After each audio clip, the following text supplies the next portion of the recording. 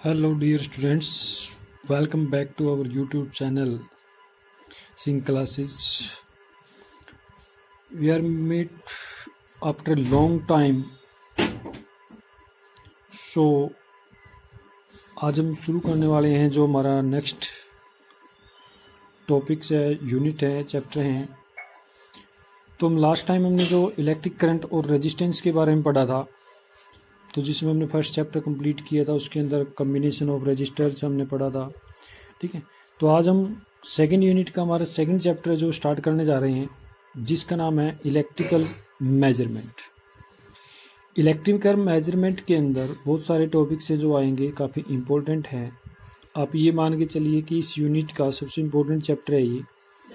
तीनों चैप्टरों में से जितने नंबर का काम आएगा, उसमें सबसे ज़्यादा नंबर का काम आपका, सबसे ज़्यादा मार्क्स का काम है जो इलेक्ट्रिक मेजरमेंट्स के अंदर से आता है। बहुत सारे प्रैक्टिकल एक्सपेरिमेंट है जो वो इस चैप्टर के ऊपर बेस्ड हैं। जैसे पोटेंशियोमीटर का एक्सपेरिमेंट आएगा, किरचॉफ्स लॉ का एक्सपेरिमेंट भी आएगा। ठीक है, उसके बाद आपका इसके अंदर मीटर ब्रिज का एक्सपेरिमेंट आएगा। ठीक है, तो बहुत सारे एक्सपेरिमेंट भी मतलब कि इससे आपके क्या है, रिलेटेड है। तो इसलिए ये काफ़ी इंपॉर्टेंट हो जाता है चैप्टर। तो इसलिए इस चैप्टर को अपने अच्छी तरीके से बिल्कुल ध्यान से सोच समझ कर करना है। ज़्यादा आपका ये कॉम्प्लिकेटेड नहीं है, ये कंसेप्ट बेस है, तो इसलिए आपने कंसेप्ट इसका अच्छी तरह से पढ़ना है। ठीक है, अगर कोई प्रॉब्लम आती है तो आप डिस्कस कर सकते हैं। तो आज हम इसका फर्स्ट टॉपिक है जो वो करते हैं, उसके अंदर आता है जी आपका किरचॉफ्स रूल।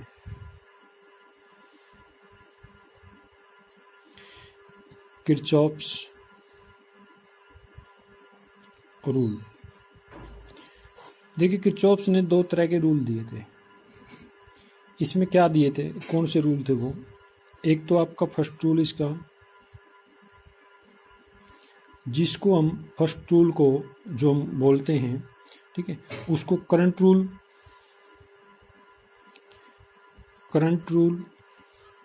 और उसको हम बोल सकते हैं जंक्शन थ्योरम और जंक्शन थ्योरम। ठीक है, तो किरचॉफ्स रूल के अंदर आपका जो फर्स्ट रूल है, उसमें फर्स्ट रूल को हम करंट रूल या फिर हम क्या बोलते हैं, जंक्शन थ्योरम बोलते हैं।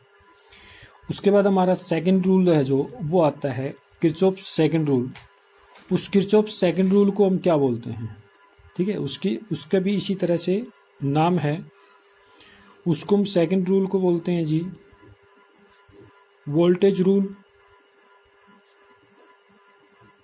ठीक है, और हम उसको बोलते हैं लूप थ्योरम और लूप थ्योरम। ठीक है, तो ये दो तरीके से मतलब कि आपके किरचॉफ्स रूल जो वो आते हैं। फर्स्ट रूल को बोलते हैं करंट रूल, सेकंड रूल को बोलते हैं वोल्टेज रूल। फर्स्ट रूल को हम जंक्शन थ्योरम भी बोल सकते हैं और सेकंड रूल को हम आपका क्या बोल सकते हैं, लूप थ्योरम भी बोल सकते हैं। अब अलग अलग से हम देखिए पढ़ते हैं पहले। अब आपने ओम्स लॉ के अंदर जो पढ़ा था V = IR, तो वहाँ से R की वैल्यू निकाली थी V/I। ठीक है, अब कई बार क्या होता है कि हमारे पास एक कॉम्प्लिकेटेड सर्किट आ जाता है। उस कॉम्प्लिकेटेड सर्किट के अंदर बहुत सारे रजिस्टर्स हैं जो वो यूज करते हैं, बहुत सारे रजिस्टर्स हैं जो वो हम यूज करते हैं। तो उन रजिस्टर्स के लिए पोटेंशियल कितना आएगा, ठीक है, या उसकी टोटल रेजिस्टेंस है जो वो कितनी आएगी, तो उसके अंदर ओम्स लॉ है जो वो फेल हो जाता है। यानी कि ओम्स लॉ अप्लाई करके हम उनको कैलकुलेट नहीं कर पाते हैं। ठीक है, तो उन कॉम्प्लिकेटेड सर्किट्स में आपका टोटल करंट या टोटल पोटेंशियल डिफरेंस है या टोटल रेजिस्टेंस है वो कैलकुलेट करने के लिए हम क्या करते हैं, किरचॉफ्स रूल्स हैं जो वो यूज करते हैं। मतलब कि इनकी नीड है, जो इनकी जरूरत है, जो वो किस वजह से पड़ी, इनकी नीड है जो वो किस वजह से पड़ी, due to this complicated circuit. यानी कि जो कॉम्प्लिकेटेड सर्किट है जिनके अंदर नंबर ऑफ रजिस्टर्स हम यूज करते हैं वो बहुत सारे होते हैं, तो इसलिए उनको उसके लिए आपके ये यूज किए जाते हैं। तो अब हम अलग अलग से पढ़ेंगे कि जो आपका जंक्शन रूल है, ठीक है, वो क्या होता है। सबसे पहले हम बात करते हैं जंक्शन की। जिसे आप बोलते हैं ना रेलवे जंक्शन। रेलवे जंक्शन का मतलब क्या होता है कि एक पॉइंट पे डिफरेंट डायरेक्शन से जो आने वाली चीज़ें या जाने वाली चीज़ें होती हैं, ठीक है, अलग अलग डायरेक्शन में एक पॉइंट पे आने वाली चीज़ें या जाने वाली चीज़ें होती हैं। जो हम यहाँ पर किसके बारे में पढ़ रहे हैं, करंट के बारे में पढ़ रहे हैं। तो इसका मतलब क्या हुआ कि एक पॉइंट पे करंट आ रहा है और करंट जा रहा है। ठीक है, at the same time some current is some currents are coming to the common point और some currents are leaving from the common point. ठीक है, तो जितना करंट लीव कर रहा है, जितना करंट आ रहा है, तो वो आपका जिस पॉइंट पे आ रहा है, जिस पॉइंट से लीव कर रहा है, सेम पॉइंट से ही, तो उसको हम क्या बोलते हैं, जंक्शन बोलते हैं. इसको हम नोड भी कह सकते हैं जी. क्या भी बोलते हैं, नोड भी इसको बोलते हैं. ठीक है, तो ये क्यों बताया, क्योंकि आपका फर्स्ट रूल के अंदर हम इसको यूज करते हैं. उसके बाद अगर मैं कहूँ कि लूप क्या होता है, लूप जैसे आपने 10th क्लास में पढ़ा हुआ है. ठीक है, जो आपका जो magnetic effect of electric current था उसके अंदर आपने पढ़ा हुआ लूप क्या होता है. इस लूप को हम मैश भी बोल सकते हैं, MESH, मैश. ठीक है, तो लूप या मैश क्या होता है, कोई भी एक इलेक्ट्रिकल सर्किट का क्लोज्ड पाथ होता है, जो क्लोज्ड पाथ जो होता है उसको हम क्या बोलते हैं, लूप बोलते हैं. ठीक है, मान लीजिए ABCD इस तरह से आपका क्या है, फॉलो कर रहा है करंट इस तरह से. ठीक है, तो ये ABCD इस तरह से ये, ठीक है, यानी कि ये क्या हो गया, एक लूप बन गया. ये क्या हो गया, एक लूप बन जाते हैं. ठीक है, तो इसको क्या बोलते हैं, लूप या मैश बोलते हैं. अब किरचॉफ्स फर्स्ट रूल की बात करते हैं. तो फर्स्ट रूल के अंदर जिसको हमने क्या बोला था, करंट रूल भी बोला था. तो करंट रूल और जंक्शन थ्योरम, इसके अंदर देखिए क्या होता है. हम कंसीडर करते हैं कि एक कॉमन पॉइंट है. ठीक है, तो उस जंक्शन पे या उस पॉइंट पे आपके जो डिफरेंट करंट है वो आ रहे हैं, तो उसके ऊपर जो टोटल एल्जेब्रिक सम है करंट का वो क्या हो जाएगा, जीरो. यानी कि summation I is equal to क्या हो गया, जीरो. तो मान लेता मैं यहाँ पर कोई भी पॉइंट मैंने कंसीडर किया, तो इस पॉइंट पे आपका क्या आ रहा है, करंट आ रहा है, मान लेते हैं I1. ठीक है, उसके बाद I2 इससे जा रहा है. ठीक है, I3 इस पे आ रहा है. इसके बाद हमने मान लिया करंट I4 है जो वो इससे जा रहा है. ठीक है, और I5 है जो वो करंट भी इससे जा रहा है, सॉरी. ठीक, तो इस तरह से मैंने क्या किया, एक पॉइंट पे ये जंक्शन पे, यानी कि आपके करंट से जो डिफरेंट टाइप के करंट से जो वो मान लेता हूँ मैं. ठीक है, अब इस जंक्शन पे आपने क्या निकालना है, टोटल करंट निकालना है. तो उस टोटल करंट का सम है जो वो क्या होगा, जीरो होगा. यानी कि जो टोटल करंट निकालेंगे, यानी कि सम ऑफ करंट निकालेंगे डिफरेंट करंट से, तो वो क्या होना चाहिए, आपका जीरो होना चाहिए. दूसरी मेन बात क्या है इसमें, ये तो हो गया आपकी इसकी स्टेटमेंट के अकॉर्डिंग. दूसरी बात आती है इसमें साइन कन्वेंशन की. साइन कन्वेंशन में क्या करते हैं हम, जो करंट फ्लो कर रहा है टुवार्ड ए जंक्शन, तो उसको तो हम लेते हैं पॉजिटिव. जैसे इसमें देखें, अगर हम जो टुवार्ड ए जंक्शन जा रहा है, तो I1 है जो टुवार्ड दी जंक्शन आ रहा है. ठीक है, उसके बाद I3 है जो टुवार्ड दी जंक्शन है, तो इसका मतलब ये तो क्या होंगे, पॉजिटिव होंगे. ठीक है, और जो करंट जा रहे हैं इस जंक्शन से दूर जा रहे हैं, ठीक है, इससे दूर जा रहे हैं, तो वो करंट्स क्या होंगे, वो आपके नेगेटिव होंगे. वो क्या लेने पड़ेंगे, नेगेटिव लेंगे. ठीक है, यानी कि करंट जो फ्लो कर रहे हैं अवे फ्रॉम द जंक्शन, उनको क्या लेते हैं, नेगेटिव लेते हैं. तो इसमें आप देख के बताइए मेरे को कि अगर मैं I1 की बात करता हूँ, तो I1 क्या है, पॉजिटिव है, क्योंकि इसकी तरफ आ रहा है जंक्शन की तरफ. ठीक है, I2 क्या है, नेगेटिव है. तो मैं यहाँ पर सबका सम करता हूँ, तो मैं यहाँ पर नेगेटिव ले लेता हूँ इसको, I2. ठीक है, यहाँ पर इसको नेगेटिव ले लिया मैंने. उसके बाद क्या है, प्लस में I3. टोटल सम की बात करें ना, summation of I is equal to zero, तो टोटल करंट जीरो. ठीक है, तो एल्जेब्रिक सम जीरो के बराबर लेना है. तो I3 क्या हो गया जी, आपका इसकी तरफ आ रहा है, तो ये क्या हो गया, पॉजिटिव. ठीक है, प्लस में I4 क्या हो रहा है, इससे दूर जा रहा है, तो नेगेटिव. प्लस में I5 क्या है, इससे दूर जा रहा है, तो नेगेटिव. तो ये सब का सम क्या होगा, जीरो होगा. ठीक है, तो मैं इसको ऐसे लिखूंगा, I1 minus I2 plus I3 minus I4 minus I5 is equal to zero.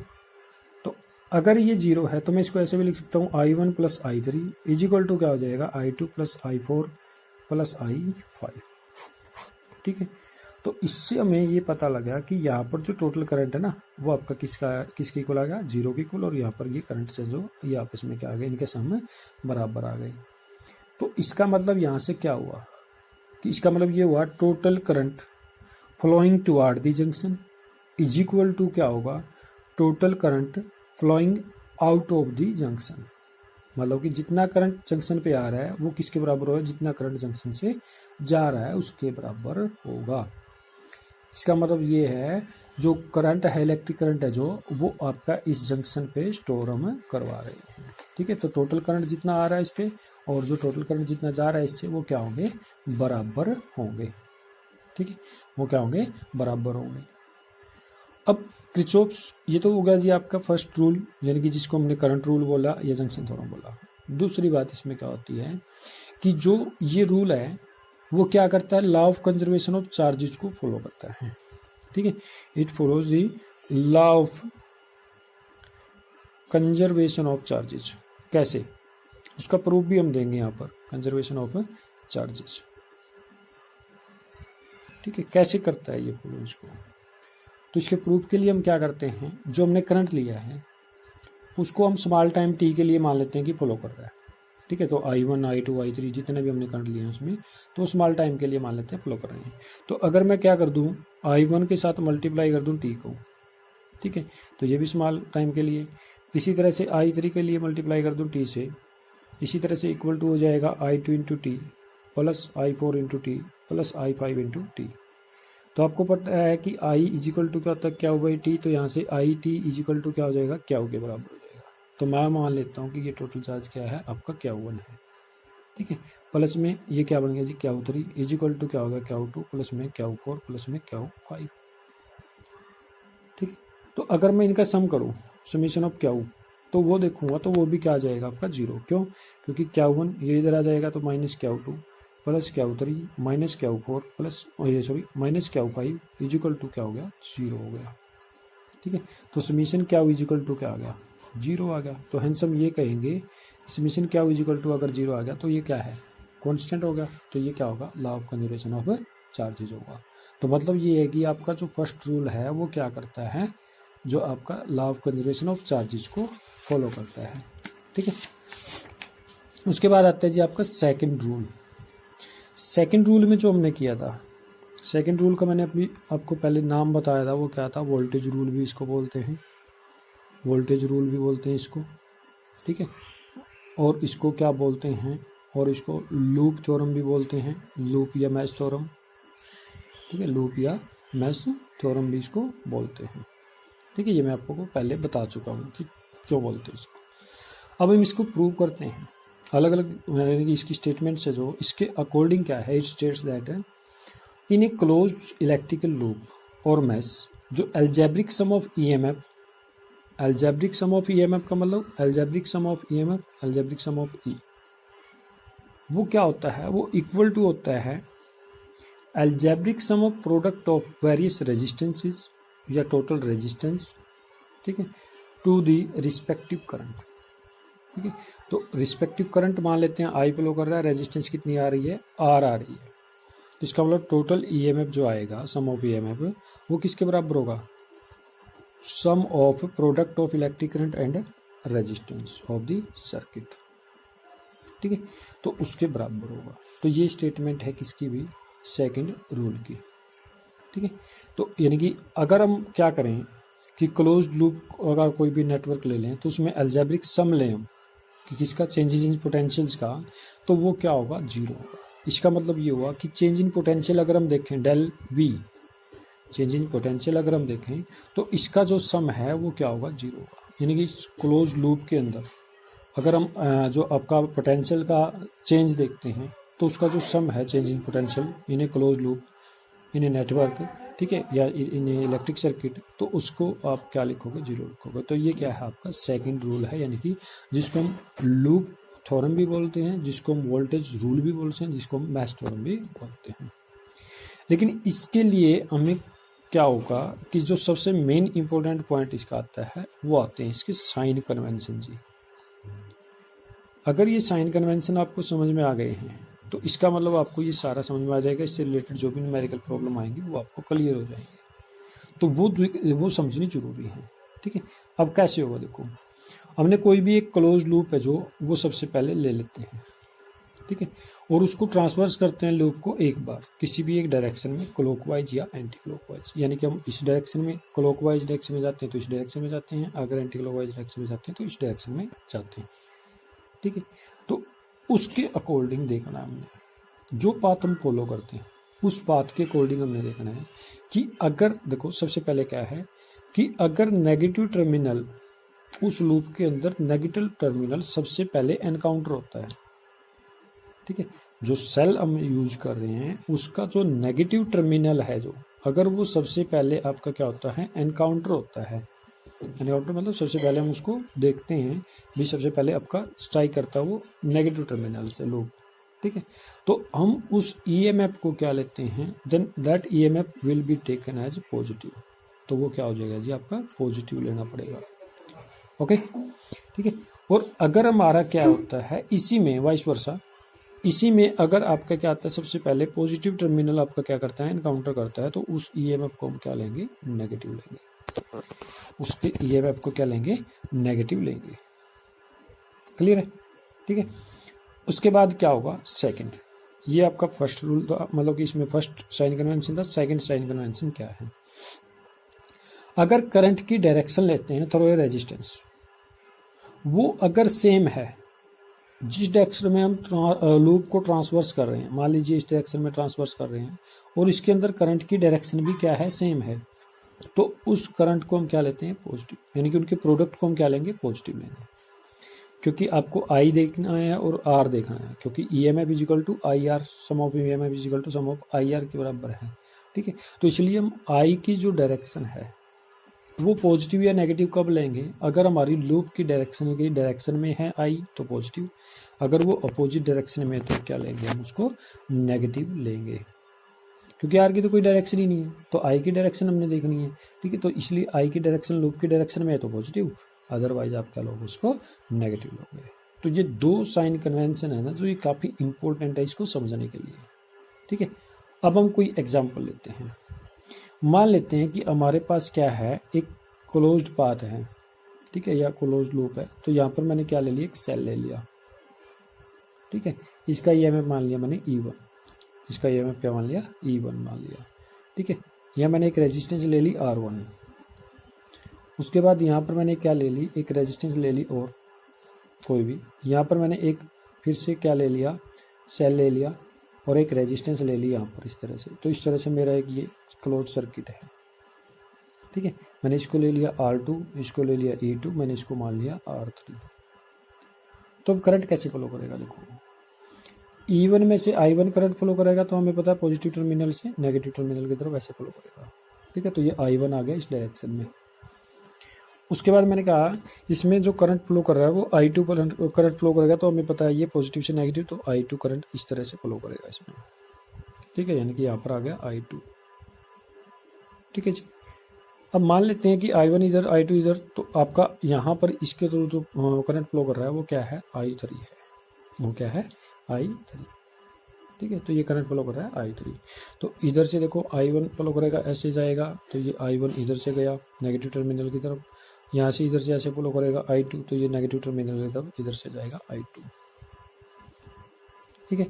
तो अब मैं क्या करता हूँ, मैं कंसीडर कर लेता हूँ कि कुछ पॉइंट्स कंसीडर करते हैं इसमें। तो जैसे मैंने ये मान लिया, ये A है, ये B है, ठीक है, ये C है, ये D है, ये आपका E है, और ये क्या मान लिया मैंने, F टर्मिनल, ये F पॉइंट मान लिया। तो ये पॉइंट मान लिया मैंने क्लोज्ड पाथ के, A B C D E F। अब इसके अंदर जो करंट फ्लो कर रहा है, मैं अलग अलग लूप लेके आपको बताता हूँ कि किरचॉफ सेकंड लॉ कैसे आपने अप्लाई करना है।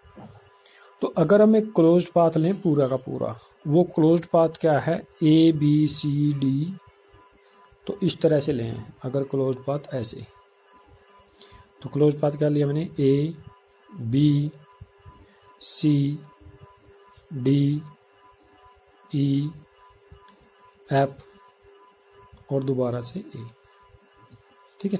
तो क्लोज्ड के लिए जो आपने शुरू में पॉइंट लिया है, तो वो पॉइंट आप आगे भी लोगे, ठीक है, लास्ट में वही पॉइंट आना चाहिए। तो A B C D E F A, ये क्लोज्ड पाथ मैंने ले लिया। तो इस क्लोज्ड पाथ में मैं क्या करता हूँ, अप्लाई करता हूँ किरचॉफ सेकंड लॉ।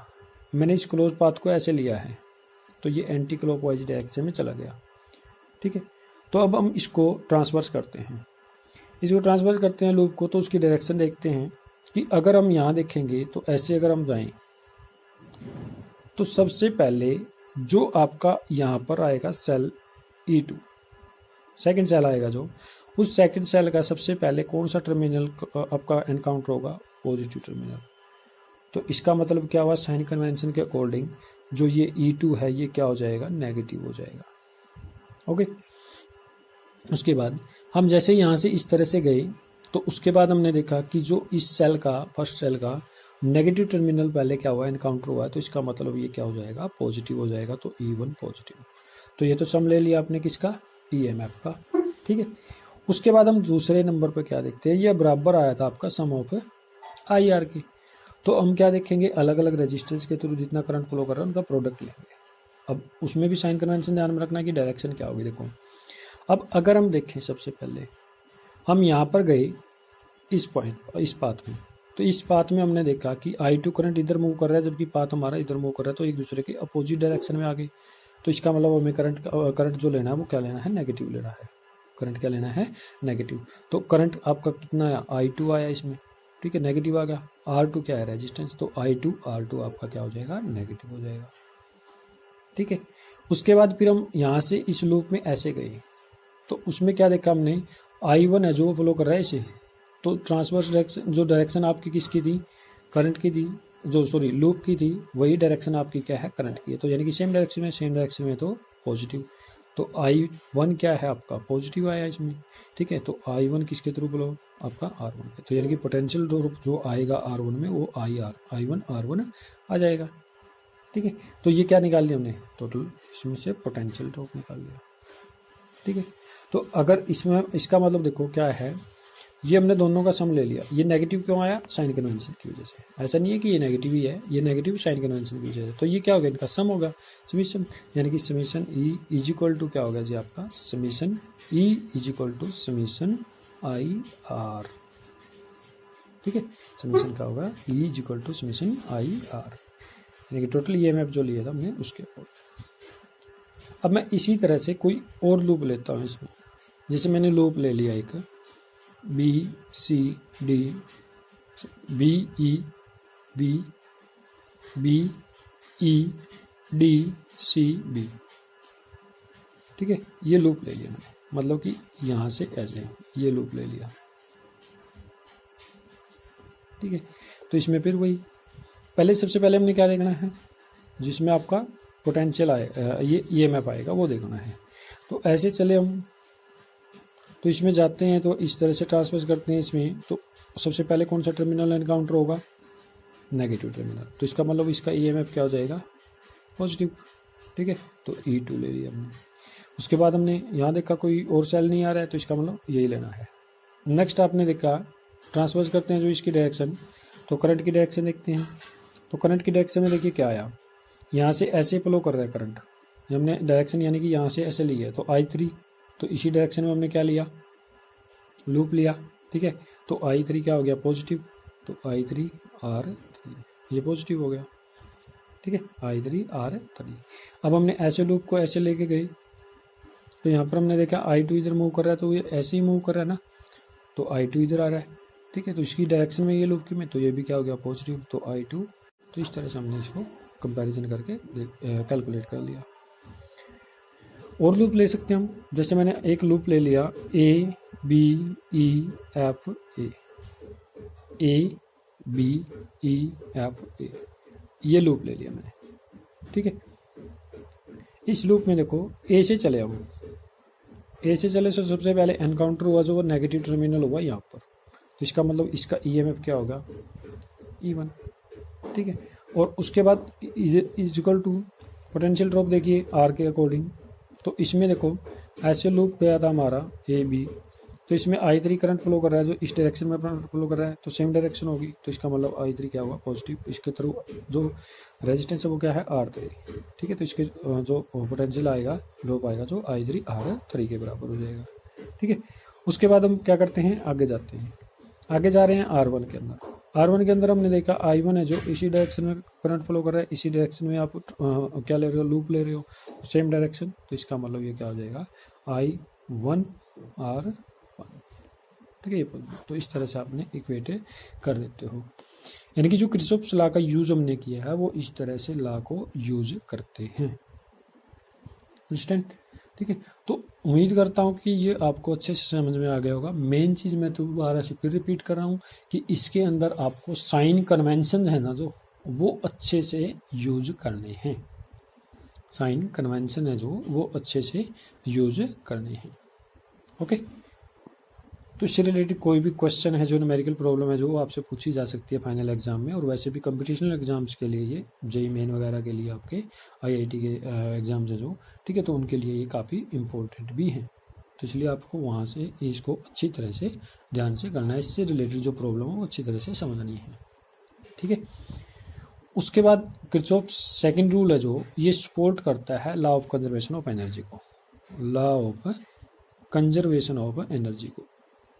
जैसे फर्स्ट रूल ने किसको सपोर्ट किया था, law of conservation of charges को, इसी तरह से सेकंड लॉ है जो वो सपोर्ट करता है law of conservation of energy को जी, ठीक है। कैसे करता है, इसका प्रूफ क्या होगा, देखिए इलेक्ट्रोस्टैटिक फोर्सेज के द्वारा जो वर्क डन होगा वो आपका सर्कुलेट करवाएगा चार्जेस को क्लोज लूप में, ठीक है।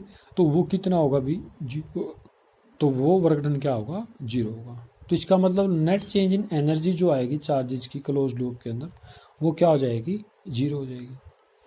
इसका मतलब सर्कुलेट को चार्ज को जो आपका जो चार्ज सर्कुलेट हो रहा है, ठीक है, around a close loop in a particular direction, तो उसके अंदर जो कोई भी एनर्जी का गेन नहीं होगा, कोई भी एनर्जी का गेन नहीं होगा। देखिए क्या है कि जो आपकी इलेक्ट्रिकल चार्जेस हैं एक क्लोज लूप के अंदर, जो इलेक्ट्रिकल चार्जेस हैं उनको सर्कुलेट कराने के लिए जो इलेक्ट्रोस्टैटिक फोर्सेज के द्वारा वर्क डन किया जाएगा वो क्या हो जाएगा, टोटल उसमें कंजर्व हो जाएगा, यानी कि वो 0 हो जाएगा, ठीक है। तो इसलिए जो नेट चेंज आया है एनर्जी के अंदर, ठीक है, जो एक क्लोज्ड पाथ के अंदर या क्लोज्ड लूप के अंदर जो आपका आ रहा है चार्जेस के लिए, तो वो नेट चेंज क्या हो जाएगा, 0 हो जाएगा। नेट चेंज इन एनर्जी क्या हो जाएगा, 0, ठीक है। तो नेट चेंज इन एनर्जी 0 हो गया, तो इसका मतलब कोई भी एनर्जी वहाँ पर गेन नहीं की गई। और एनर्जी अगर गेन नहीं की गई है तो इसका मतलब क्या हुआ, जो आपका law of conservation of energy है जो इसमें सपोर्ट किया गया, क्योंकि एक पर्टिकुलर डायरेक्शन में चार्जेस को मूव करवाना है एक क्लोज लूप में, तो उसमें कोई भी वर्क डन है जो इलेक्ट्रोस्टैटिक फोर्सेज के लिए वो नहीं किया गया, क्योंकि ये पीछे हम पढ़ चुके हैं कि एक क्लोज्ड पाथ में अगर सर्कुलेट करवाना है चार्जेस को तो उसमें नेट वर्क डन क्या होता है, 0 होता है। नेट वर्क डन क्या होता है, 0 होता है। तो उससे ही हमें यहाँ पर पता लग रहा है नेट वर्क डन किसकी फॉर्म में आपका शोर है, एनर्जी की फॉर्म में, ठीक है। तो इसका मतलब क्या है, एनर्जी आपकी क्या होगी, टोटल एनर्जी का सम है जो सम ऑफ टोटल एनर्जी वो क्या हुआ आपका, 0, ठीक है। सम ऑफ एनर्जी है जो टोटल एनर्जी निकाली यानी कि वो क्या हो गया, 0 हो गया। तो इसका मतलब क्या हुआ कि कोई भी चेंज इन एनर्जी नहीं आया। तो हैंस हम ये कहेंगे कि एनर्जी क्या होगी जी आपकी इसमें कंजर्व्ड होगी। तो इसलिए ये जो रूल है वो क्या करता है, एनर्जी को law of conservation of energy को सपोर्ट करता है। तो ये अब चीज़ हमने याद रखनी है। First rule law of conservation of charges को सपोर्ट करता है, सेकंड रूल किसको, law of conservation of energy को सपोर्ट करता है, ठीक है। तो आज की वीडियो काफ़ी लंबी हो जाएगी अगर मैं आगे करवाऊँ तो, ठीक है। तो इसलिए आज हम यहीं तक करते हैं। तो इसमें आपने क्या करना है, तो ये अच्छी तरह से पहले इन लॉज को करना है, उसके बाद जो आपका नेक्स्ट डे का जो वर्क है या आप जो नेक्स्ट करोगे तो वो उसकी इससे रिलेटेड जो प्रॉब्लम्स हैं उनको करोगे, ठीक है। तो उन प्रॉब्लम्स को अच्छी तरह से सोल्व करके देखना, उनमें अप्लाई करके देखना आप जो किरचॉफ सेकंड रूल है या फर्स्ट रूल है जो इससे रिलेटेड जो प्रॉब्लम आती हैं उनमें, ठीक है। अगर वो आपको आ गया है तो इससे आपकी कोई भी प्रॉब्लम ऐसी नहीं बचेगी आपकी जो आप नहीं कर पाओगे।